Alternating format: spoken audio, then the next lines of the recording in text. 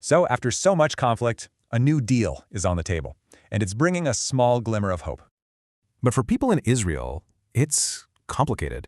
You've got joy for the hostages, but also real, deep anxiety. And in Gaza? Well, there's celebration for sure, but also a deep skepticism born from years of conflict. So what's actually in this deal? Let's break it down. It all kicks off with a really big first phase. Okay, so this first phase, it's really built on 4 main points. The whole idea is immediate relief.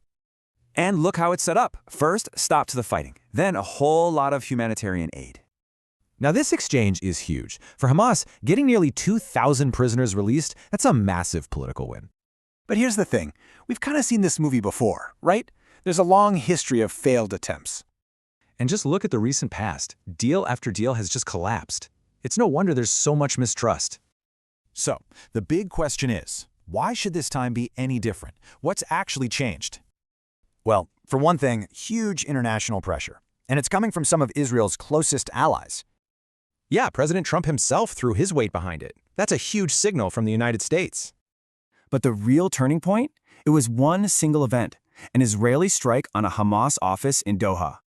That strike completely backfired. The U.S. was furious, and it created unstoppable momentum for this very deal. And here's the truly tragic part. This deal? It's almost the exact same one that was on the table months ago. So, Phase 1 offers a pause. But the really big questions about Gaza's future are still completely up in the air. The long-term plan being pushed, it calls for a fundamental change, demilitarization, and no Hamas in government.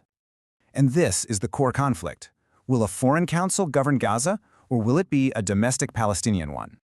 And you know what's crazy? None of this has actually been negotiated yet. That's how fragile this whole thing is. So it all comes down to this. We know why there's a deal, but with the how totally unsolved, is it going to be enough?